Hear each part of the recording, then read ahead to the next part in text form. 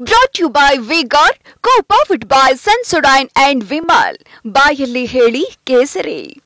Associate sponsor Ultratech Cement. Co-sponsored by Saptagiri NPS University. ನನಗೂ 34 ದಿನಗಳ ವನವಾಸದ ಬಳಿಕ ಪ್ರಜ್ವಲ್ ರೇವಣ್ಣ ಮತ್ತೆ ಪ್ರತ್ಯಕ್ಷವಾಗಿದ್ದಾರೆ, ಬೆಂಗಳೂರಿಗೆ ಆಗಮಿಸಿದ್ದಾರೆ. ಈಗ ಪ್ರಜ್ವಲ್ ಪ್ರಕರಣ ಹೊಸ ತಿರುವನ್ನ ಕೂಡ ಪಡೆದುಕೊಳ್ತಾ ಇದೆ.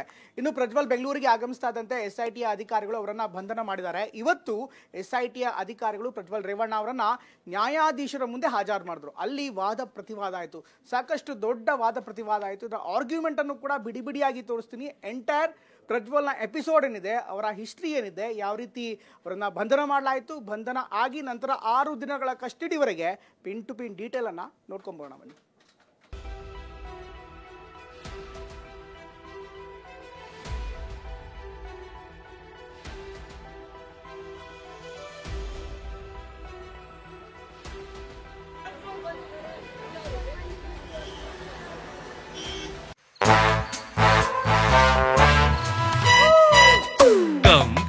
Come, my love, please don't say no, baby. Come, my love. V-Guard ನ air coolers extra large cooling pad ನೊಂದಿಗೆ ಇದು ಎಂತೆಂಥವರನ್ನು ಕೂಲ್ ಆಗಿಸುತ್ತೆ. V-Guard air coolers, long lasting cooling. ಕಳೆದೊಂದು ತಿಂಗಳಿಂದ ನಡೀತಾ ಇದ್ದ ಕಣ್ಣಾಮುಚ್ಚಾಲೆ ಆಟ ಮುಗಿದಿದೆ. ಹಲವು ಮಹಿಳೆಯರ ಮೇಲೆ ಲೈಂಗಿಕ ದೌರ್ಜನ್ಯ ಎಸಗಿದ ಆರೋಪ ಹೊತ್ತಿರೋ ಪ್ರಜ್ವಲ್ ರೇವಣ್ಣ 35 ದಿನಗಳ ಬಳಿಕ ದೇಶಕ್ಕೆ ಮರಳಿ SIT ಕೈಯಲ್ಲಿ ಲಾಕ್ ಆಗಿದ್ದಾನೆ. ಕೇಸ್ ನಂಬರ್ 107/24 ಅಡಿಯಲ್ಲಿ ಹೊಳೆ ನರಸೀಪುರ ಠಾಣೆಯಲ್ಲಿ ದಾಖಲಾಗಿರೋ ಪ್ರಕರಣ ಸಂಬಂಧ ಸೆಕ್ಷನ್ 502 ಅಡಿಯಲ್ಲಿ ಪ್ರಜ್ವಲ್ನನ್ನ ಬಂಧಿಸಲಾಗಿದ್ದು, ಇದೀಗ ಜೂನ್ 6ರವರೆಗೂ SIT ವಶಕ್ಕೆ ನೀಡಿ 42ನೇ ACMM ಕೋರ್ಟ್ ಆದೇಶಿಸಿದೆ. ಹಾಗಿದ್ರೆ ಇವತ್ತಿಡೀ ದಿನ ಏನೇನಾಯ್ತು? ಕೋರ್ಟ್ನಲ್ಲಿ ನಡೆದ ವಾದ ವಿವಾದ ಏನು? SITಯ ಮುಂದಿನ ವಿಚಾರಣೆ ಮತ್ತು ತನಿಖೆ ಹೇಗೆ ನಡೆಯಲಿದೆ ಅಂತ ಹಂತವಾಗಿ ತೋರಿಸ್ತೀವಿ ನೋಡಿ. ಏರ್ಪೋರ್ಟ್ನಲ್ಲಿ ಅಧಿಕಾರಿಗಳನ್ನ ಕಂಡು ಪ್ರಜ್ವಲ್ ಗಾಬರಿ. ನನ್ನ ಟಚ್ ಮಾಡಬೇಡಿ, ನಾನೇ ಬರ್ತೀನಿ. ತಡರಾತ್ರಿ 12:30ಕ್ಕೆ ಏರ್ಪೋರ್ಟ್ನಲ್ಲಿ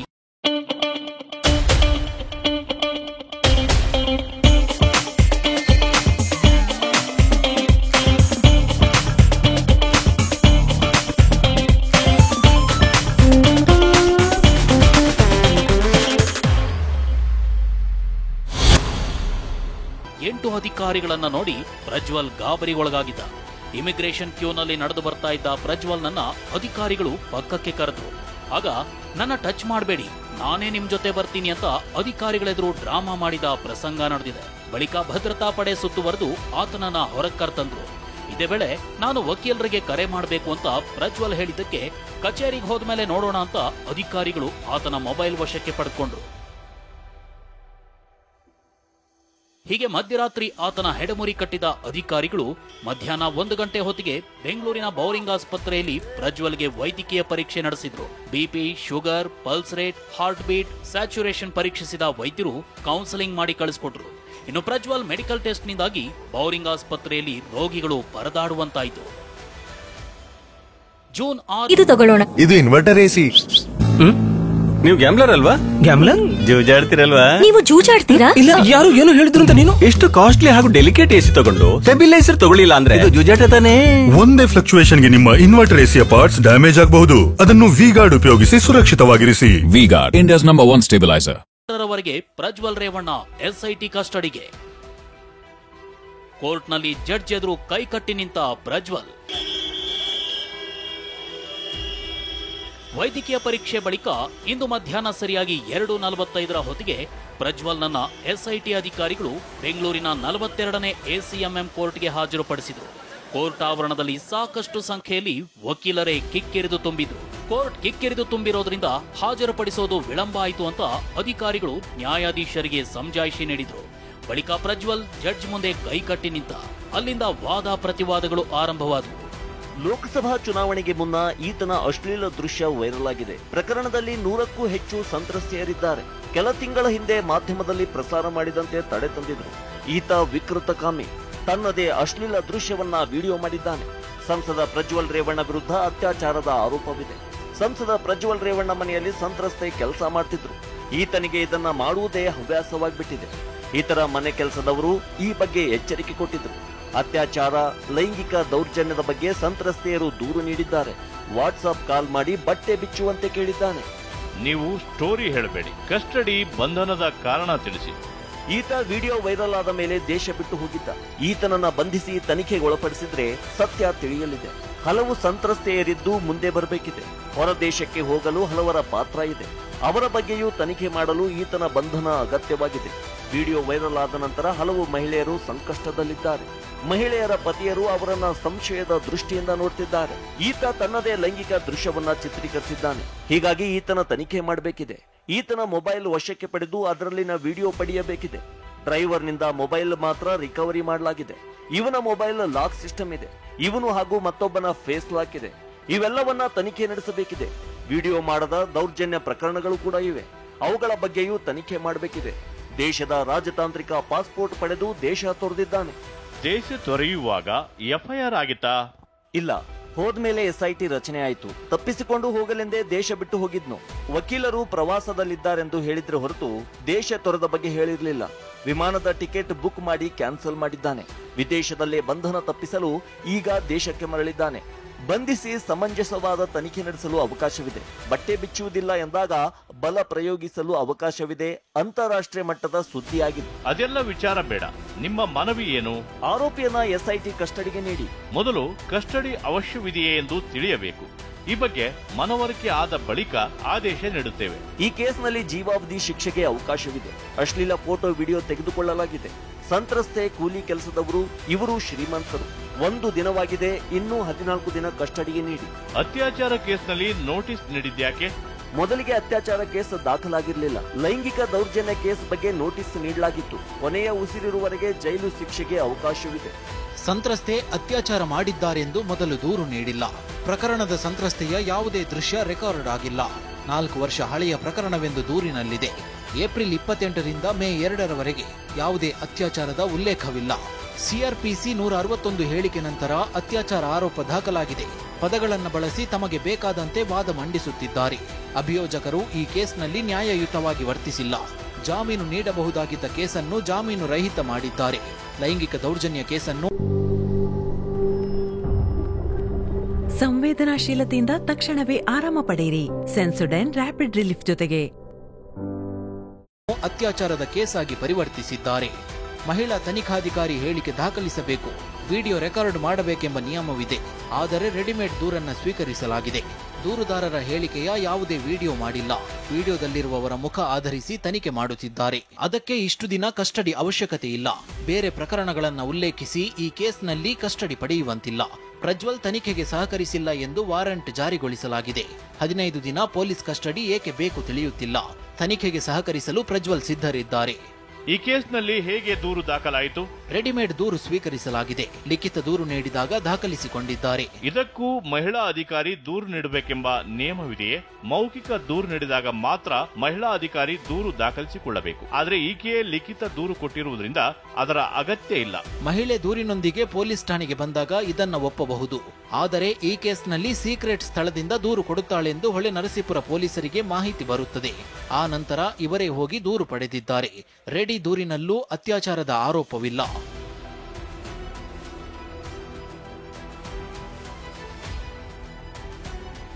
ಹೀಗೆ 2 ಕಡೆ ವಾದ ಮತ್ತು ಪ್ರತಿವಾದ ಆಲಿಸಿದ ನ್ಯಾಯಾಧೀಶ KN ಶಿವಕುಮಾರ್ ಪ್ರಜ್ವಲ್ ರೇವಣ್ಣಗೆ ಜೂನ್ 6ರವರೆಗೆ ಅಂದ್ರೆ 6 ದಿನ SIT ಕಸ್ಟಡಿಗೆ ನೀಡಿ ಆದೇಶ ಕೊಟ್ಟರು. ಸದ್ಯ ಆರೋಪಿ ಪ್ರಜ್ವಲ್ನನ್ನ ವಶಕ್ಕೆ ಪಡೆದುಕೊಂಡಿರೋ SIT ಅಧಿಕಾರಿಗಳು ವಿಚಾರಣೆ ನಡೆಸುತ್ತಿದ್ದಾರೆ. ಮೊದಲು ಆರೋಪಿ ಹೇಳಿಕೆ ಪಡೆದು ಬಳಿಕ ಸ್ಥಳ ಮಹಜರು, ಆ ಬಳಿಕ ಸಂತ್ರಸ್ತೆಯಿಂದ ಗುರುತು ಪತ್ತೆ ಪ್ರಕ್ರಿಯೆ ನಡೆಯಲಿದೆ. ಆನಂತರ ಇಲ್ಲಿವರೆಗೂ ಸಿಕ್ಕಿರೋ ದಾಖಲೆಗಳನ್ನ ಮುಂದಿಟ್ಟು ಪ್ರಜ್ವಲ್ನನ್ನ SIT ಅಧಿಕಾರಿಗಳು ವಿಚಾರಣೆ ನಡೆಸಲಿದ್ದಾರೆ. ಈ ಮಧ್ಯೆ ತಲೆ ಮರೆಸಿಕೊಂಡ ಸಮಯದಲ್ಲಿ ಪ್ರಜ್ವಲ್ಗೆ ಜಾಗ ಕೊಟ್ಟವರು ಯಾರು, ಹಣಕಾಸಿನ ಸಹಾಯ ಮಾಡಿದವರು ಯಾರು ಅನ್ನೋ ಬಗ್ಗೆಯೂ SIT ತಂಡ ಮಾಹಿತಿ ಕಲೆ ಹಾಕಲು ಮುಂದಾಗಿದ್ದು ಅವರಿಗೂ ಸಂಕಷ್ಟ ಎದುರಾಗಲಿದೆ. Bureau report, TV9. ಇನ್ನು ರೇವಣ್ಣ ಕುಟುಂಬಕ್ಕೆ ಶುಕ್ರವಾರ ಅನ್ನುವಂಥದ್ದು ಸಂಕಷ್ಟದ ಶುಕ್ರವಾರವಾಗಿ ಪರಿವರ್ತನೆಯಾಗಿದೆ. ಯಾಕಂದ್ರೆ ಈಗಾಗಲೇ ನೇರವಾಗಿ ಪ್ರಜ್ವಲ್ ಅವರ ವಿಚಾರಕ್ಕೆ ಸಂಬಂಧಪಟ್ಟಂತೆ ಪ್ರಜ್ವಲ್ ಅವರಿಗೆ ಈಗಾಗಲೇ ಬಂಧನಕ್ಕೆ ಸಂಬಂಧಪಟ್ಟಂತೆ SITಯ ತನಿಖೆ ಕೂಡ ಆಗ್ತಾ ಇದೆ. ಇದರ ಜೊತೆಗೆ ಈಗ ಕಸ್ಟಡಿಯನ್ನ ನೀಡುವಂತ ಕೆಲಸ ಆಗಿದೆ. ಹಾಗೇನೆ ಮತ್ತೊಂದು ಕಡೆಗೆ ಈಗ ಭವಾನಿ ರೇವಣ್ಣ ವಿರುದ್ಧ ಇರುವಂತಹ ಜಾಮೀನು ಅರ್ಜಿ ಏನಿತ್ತು ಆ ಅರ್ಜಿಯನ್ನು ಕೂಡ ವಜಾ ಮಾಡಲಾಗಿದೆ. ಇದರ ಜೊತೆಗೆ ರೇವಣ್ಣ ಅವರ ವಿರುದ್ಧ SIT ಅವರ ಜಾಮೀನನ್ನು ಕ್ಯಾನ್ಸಲ್ ಮಾಡಬೇಕು ಅಂತ ಹೈಕೋರ್ಟ್ಗೆ ಹೋಗಿದೆ. ಹಾಗಾದರೆ ಈ ಬಂಧನ, ಈ ಎಲ್ಲ ಬೆಳವಣಿಗೆ, ಹಾಗೆಯೇ ಈ ಶುಕ್ರವಾರದ ಸಂಕಟ ಏನು ರೇವಣ್ಣ ಕುಟುಂಬಕ್ಕೆ ನೋಡ್ಕೊಂಬೋಣ.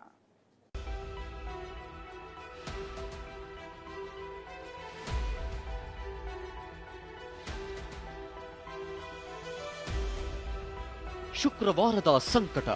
HD ರೇವಣ್ಣನವರ ಕುಟುಂಬಕ್ಕೆ ಇವತ್ತು ಅಕ್ಷರಶಃ ಶುಕ್ರವಾರದ ಶನಿ ಸಂಕಟ ಎದುರಾಗಿದೆ. ಒಂದ್ ಕಡೆ ಇದೇ ದಿನ ಮಧ್ಯರಾತ್ರಿ ಪ್ರಜ್ವಲ್ SIT ಬಲೆಗೆ ಬಿದ್ದು 6 ದಿನ ಕಸ್ಟಡಿಗೆ ಪಡೆದಿದ್ರೆ, ಮತ್ತೊಂದು ಕಡೆ ಭವಾನಿ ರೇವಣ್ಣಗೆ ಕೋರ್ಟ್ ಶಾಕ್ ಕೊಟ್ಟಿದೆ. ಭವಾನಿ ರೇವಣ್ಣ ಹಿಂದೆ ಬಿದ್ದಿರುವ SIT ಅಧಿಕಾರಿಗಳು ನಿನ್ನೆಯಿಂದ ಹುಡುಕಾಟ ನಡೆಸುತ್ತಿದ್ರು. ಮಹಿಳೆ ಕಿಡ್ನಾಪ್ ಕೇಸ್ನಲ್ಲಿ 8ನೇ ಆರೋಪಿಯಾಗಿರುವ ಭವಾನಿ ನಿರೀಕ್ಷಣಾ ಜಾಮೀನಿಗಾಗಿ ಜನಪ್ರತಿನಿಧಿಗಳ ಕೋರ್ಟ್ಗೆ ಅರ್ಜಿ ಸಲ್ಲಿಸಿದ್ರು. ಆದರೆ ಈ ಬಗ್ಗೆ ಇವತ್ತು ವಿಚಾರಣೆ ನಡೆದಿದ್ದು ನಿರೀಕ್ಷಣಾ ಜಾಮೀನು ಅರ್ಜಿ ವಜಾಗೊಂಡಿದೆ. ಈ ಮೂಲಕ ಭವಾನಿ ರೇವಣ್ಣ ಬಂಧನ. ಮನೋಲ್ಲಾಸ ಮನಸ್ಸು ಮತ್ತೇರಿ ಕುಣಿದಾಡಿದೆ ನೋಡು ಕೇಸರಿಯಿಂದ ಮನೋಲ್ಲಾಸ. ಕ್ಷಣ ಕ್ಷಣವೂ ಆಚರಿಸಿ ಕೇಸರಿ ಹಬ್ಬ. ವಿಮಲ್ ಬಾಯಲ್ಲಿ ಹೇಳಿ ಕೇಸರಿ ಆಗುವ ಸಾಧ್ಯತೆಯಿದೆ.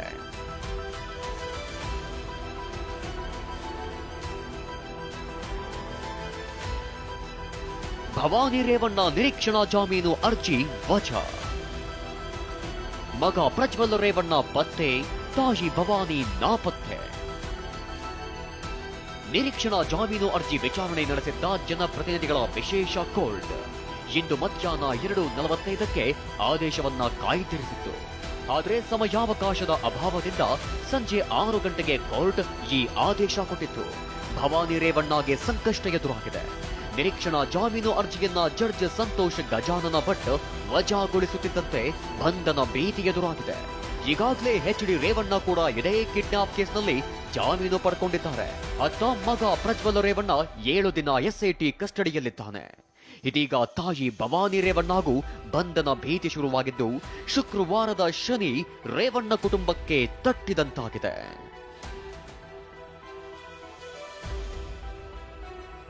ಭವಾನಿ ರೇವಣ್ಣಗೆ SIT ಮತ್ತೊಂದು ನೋಟಿಸ್. ನಿರೀಕ್ಷಣಾ ಜಾಮೀನು ಅರ್ಜಿ ವಜಾಗೊಂಡಿರೋ ನಡುವೆ ಭವಾನಿ ರೇವಣ್ಣಗೆ SIT ಮತ್ತೊಂದು ಶಾಕ್ ಕೊಟ್ಟಿದೆ. ಅರ್ಜಿಯ ಆದೇಶ ಕಾಯ್ದಿಡೋ ಮೊದಲೇ SIT ಅಧಿಕಾರಿಗಳು ವಿಚಾರಣೆ ಎದುರಿಸಲು ಹಾಜರಿರುವಂತೆ ನಿನ್ನೆ ಎಚ್ಚರಿಕೆ ನೋಟಿಸ್ ಜಾರಿ ಮಾಡಿದ್ದಾರೆ. ಮೇ 4ರಂದು ಸಂತ್ರಸ್ತೆಯರ ಸ್ಥಳ ಮಹಜರು ವೇಳೆ ಹೊಳೆನರಸೀಪುರ ಮನೆಯಲ್ಲಿ ಭವಾನಿ ಇದ್ರು. ಮೇ 6ರಂದು ಹೊಳೆನರಸೀಪುರ ಮನೆಯಲ್ಲೇ ಭವಾನಿ ಅವರನ್ನ ಜಿಲ್ಲೆಯ JDS ಶಾಸಕರು ಹಾಗೂ ಮಾಜಿ ಶಾಸಕರು ಕೂಡ ಭೇಟಿಯಾಗಿದ್ರು. ಆದರೆ ಶಾಸಕರು ಭೇಟಿಯಾದ ಬಳಿಕ ಹೊಳೆನರಸೀಪುರ ಮನೆಯಿಂದ ಹೊರಹೋದ ಭವಾನಿ ಈವರೆಗೂ ಯಾರ ಸಂಪರ್ಕಕ್ಕೂ ಸಿಕ್ಕಿಲ್ಲ. ಸ್ವತಃ ಪತಿ HD ರೇವಣ್ಣ ಜೈಲು ಪಾಲಾಗಿದ್ರು. ಅವರನ್ನ ಭೇಟಿಯಾಗಲು ಕೂಡ ಭವಾನಿ ಬಂದಿರಲಿಲ್ಲ. ಇದೀಗ ಜೂನ್ 1 ಅಂದ್ರೆ ನಾಳೆ ನಿಮ್ಮ ನಿವಾಸಕ್ಕೆ ನಾವು ವಿಚಾರಣೆಗೆಂದು ಬರ್ತಿದ್ದೇವೆ, ಮನೆಯಲ್ಲಿ ಹಾಜರಿರಬೇಕು ಎಂದು ಸೂಚಿಸಿ ನೋಟಿಸ್ ಕೊಡಲಾಗಿದೆ.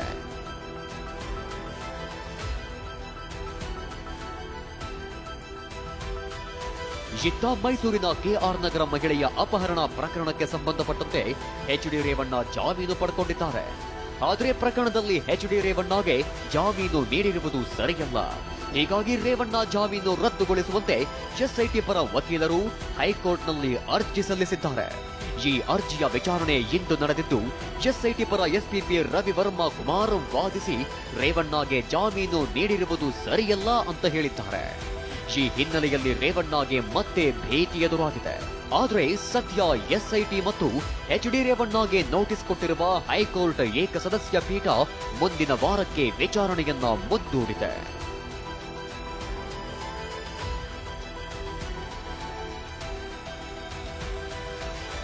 ಇದೆಲ್ಲದರ ಮಧ್ಯೆ HD ರೇವಣ್ಣ ಸಂಕಷ್ಟ ನಿವಾರಣೆಗೆ ದೇವರ ಮೊರೆ ಹೋಗಿದ್ದಾರೆ.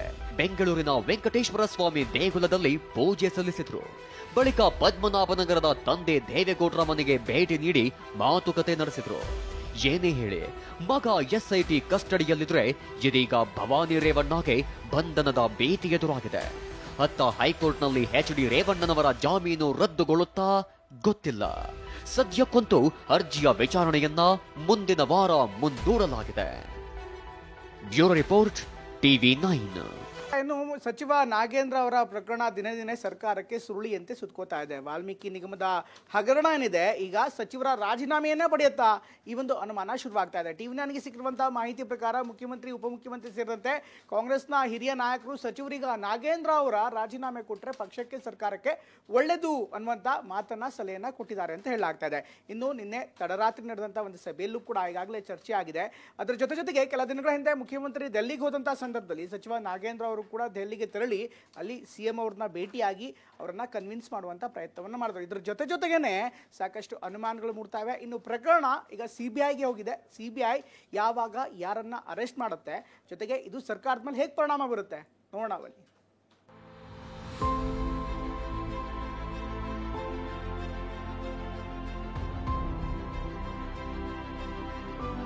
ದಿಗಿಲು, ರಾಜ್ಯ ಸರ್ಕಾರಕ್ಕೆ ದಿಗಿಲು ಶುರುವಾಯ್ತಾ ಎಂಬ ಚರ್ಚೆ ಶುರುವಾಗಿದೆ. ವಾಲ್ಮೀಕಿ ಅಭಿವೃದ್ಧಿ ನಿಗಮದ ಅಧಿಕಾರಿ ಆತ್ಮಹತ್ಯೆ ಪ್ರಕರಣ ಸದ್ಯ ಬಿಜೆಪಿಗೆ ದೊಡ್ಡ ಅಸ್ತ್ರ ಸಿಕ್ಕಂತಾಗಿದ್ದು ಸರ್ಕಾರಕ್ಕೆ ತಲೆನೋವು ತಂದಿಟ್ಟಿದೆ. ಕಳೆದ ಭಾನುವಾರ ವಾಲ್ಮೀಕಿ ನಿಗಮದ ಅಧೀಕ್ಷಕ ಚಂದ್ರಶೇಖರನ್ ಆತ್ಮಹತ್ಯೆಗೆ ಶರಣಾಗಿದ್ರು. 187 ಕೋಟಿ ರೂಪಾಯಿ ಹಗರಣ ನಡೆದಿದೆ ಅಂತ ಡೆತ್ ನೋಟ್ನಲ್ಲಿ ಉಲ್ಲೇಖಿಸಿದ್ರು. ಇದನ್ನ ಅಸ್ತ್ರವಾಗಿಸಿಕೊಂಡಿದ್ದ ಬಿಜೆಪಿ ಸಚಿವರ ರಾಜೀನಾಮೆಗೆ ಪಟ್ಟು ಹಿಡಿದಿತ್ತು. ಇದೆಲ್ಲ ನಡೆಯೋ ಹೊತ್ತಲ್ಲೇ ಅತ ಯೂನಿಯನ್ ಬ್ಯಾಂಕ್ ಸಿಬಿಐ ಮೆಟ್ಟಿಲೇರಿದೆ. ಇದರಿಂದ ರಾಜ್ಯ ಸರ್ಕಾರ ಎಚ್ಚೆತ್ತಿದೆ. ನಾಗೇಂದ್ರ ರಾಜೀನಾಮೆ ಪಡೆಯಲು ಮುಂದಾಗಿದೆ ಅಂತ ಹೇಳಲಾಗ್ತಿದೆ.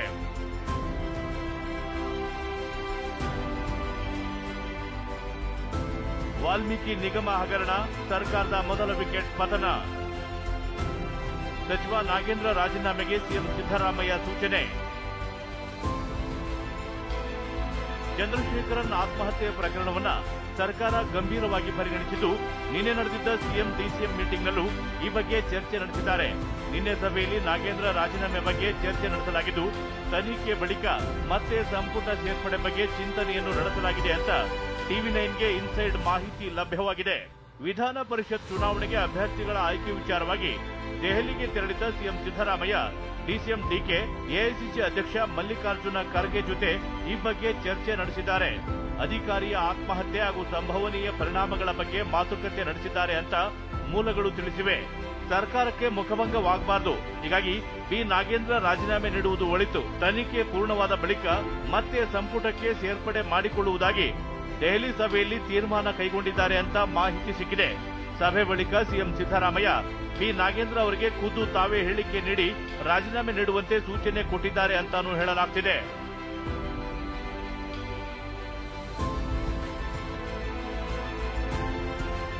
ಮಹರ್ಷಿ ವಾಲ್ಮೀಕಿ ನಿಗಮದ ಅಕ್ರಮ ಪ್ರಕರಣಕ್ಕೆ ಬಿಗ್ ಟ್ವಿಸ್ಟ್.